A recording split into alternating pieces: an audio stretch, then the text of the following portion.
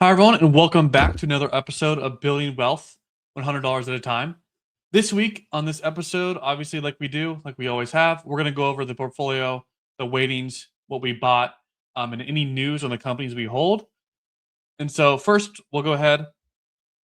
The first piece here is the Robinhood account. So, again, we're now at we're $941. So, almost at that four-figure mark, almost there. One more week. Basically, by Monday, you'll see or next video, you'll see us $1,000 unless we lose a crap load of money, because I'll be depositing another $100 this weekend on Sunday night.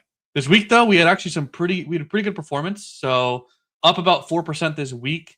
At one point, we're almost down 2%. So again, strong performance this week. A lot of it was because of a lot of the names like Nebius, Zeta had strong weeks, and a lot of the SaaS has kind of bottomed so far. So if we look at the IGV in the past week as well, up 17% this week, which is insane. But if we look on a month basis, it basically bottomed February 23rd. And ever since then, we've just kind of been up and to the right. And so I do think personally that the IGV has bottomed. It was down lower than April lows of last year during the tariff drama. And so unless macro gets really crazy, and this S&P drops more than 10%, I think IGV is bottomed. And so our SaaS names have probably bottomed, in my opinion. I could totally be wrong. I usually am. But that's my opinion on the SaaS names.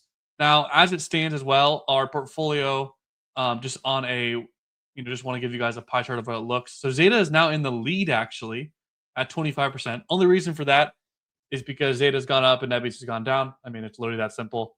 Nebius, I think, ended the week down, if I had to get. No, it might be like flat.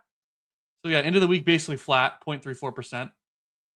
And so net in Zeta this entire week, if we take a look at Zeta in the portfolio, so if we go back and we take a look at Zeta, yeah, that's up 10% this week. So again, it just fluctuates based on the movements. And like I was saying earlier, Nebius is essentially flat for the week. So that's why we have the difference there in the portfolio.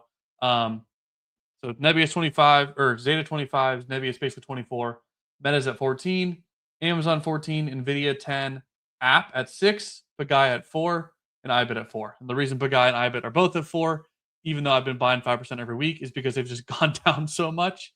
And the reason App is going the opposite direction is because it's gone up so much. And so that's the first one I want to talk about is actually App.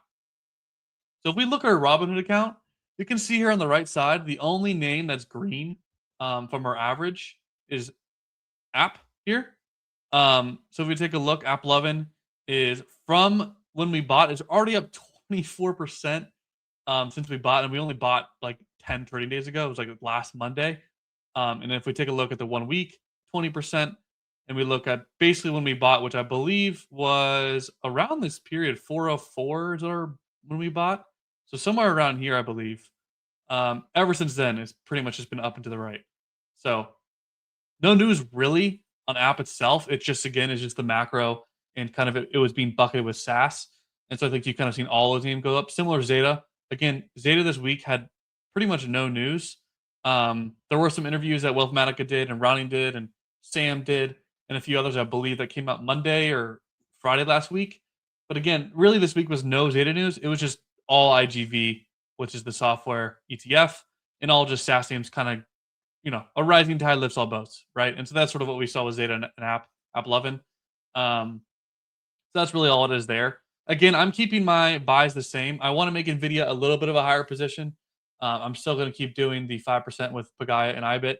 And Nebius might be like I might be buying 23%, Zeta 23%, and then adding those additional percentages to Nvidia, not Nvidia, Nvidia. Sorry. But you'll see it update over weeks. I still think Nvidia is undervalued for where it's growing and to where it's going from now.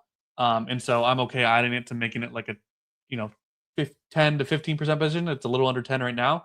I kind of want to have it in line with Amazon and Meta, as I think those are undervalued too. And so that's just, where I'm going to be buying there. Now, this week, news wise, the big one, as if you guys watched my previous videos this week, was the Independence, Missouri site. So, what I posted this week was basically the fact that there might be a referendum period, meaning there might be a time where the people in the community can then veto the vote and have if they get a percentage of votes, they get to cancel the site in the tax abatements or rebatements, but it was confirmed that due to I forget the law, I don't even know. There is no referendum period, and so it's officially confirmed. And so now the independent site is taking place.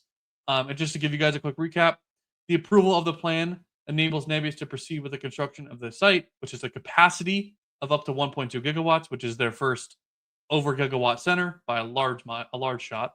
Um, Again, it's going to give 1,200 skilled construction jobs in the short term, 130 high tech permanent positions. The AI factory will include a closed loop cooling system that keeps water consumption comparable to a restaurant or office building, and noise reduction technology built within. Under the approved agreement and associated tax incentive package, Nebius will make payments in lieu of taxes, projected to deliver over $650 million to the city, local school districts, and other taxing jurisdictions over the 20-year term. So that's super bullish news. As I've said, this is their big first data center that they're building in Independence. And so that's super big news and great for the company as we need that capacity build up to continue to happen. Um, I think most analysts and most investors still don't believe the 2.5 gigawatts of contracted power that they guided for this year actually is greater than 2.5 gigawatts. And so again, this allows them to add that to that portfolio of 2.5 gigawatts. It doesn't go live, I believe, until the summer of 2027. So we got a while. We got like 5 or 6 quarters until we see any of it being live, and I think it'll be fully done in sometime in 2028. So again, we have a while for it to happen, but it just gives them a good timeline for when that's going to happen. Now, another thing that sent the stock down like crazy that literally was released on Friday around like 3 p.m., almost before, right before close, was Oracle and OpenAI in plans to expand flagship data center. Now, I don't understand. I think it's just anything in the market sends Nebius down like crazy. If you actually look right here, the news quite literally came out right around here, and you can see from 91 down to 83.8 in like a span of 15 minutes. So it went from down 4% to down almost 7%. So it set the talk down a bunch for no reason, in my opinion.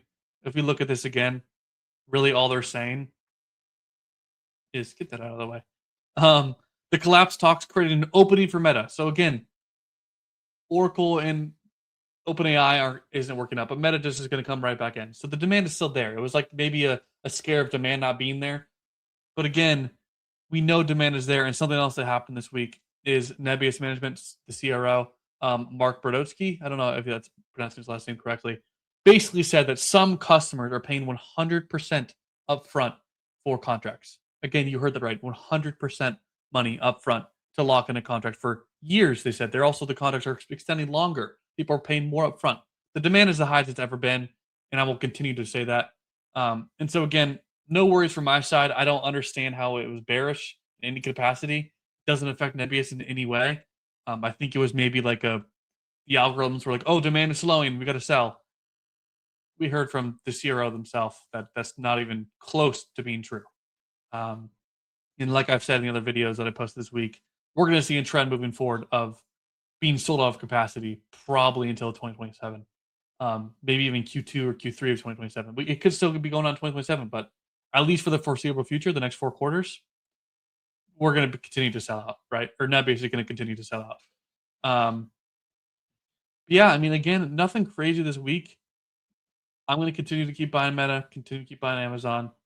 But that's really all the news for the week for the portfolio. Nothing crazy. And so, yeah, I appreciate you guys supporting. I appreciate you guys following along. We're going to hit 4 figures, which is awesome and super exciting. And that's sort of what I'm looking forward to is we'll hit our first 4 figures. And then hopefully sometime in, December or November, we'll hit our first, we'll hit 5,000. And then sometime next year, we'll hit 5 figures, which would be really cool. But this is super fun. I appreciate you guys supporting and kind of following along the journey. And I like doing this every week. And I'll catch you guys on the next one. Peace.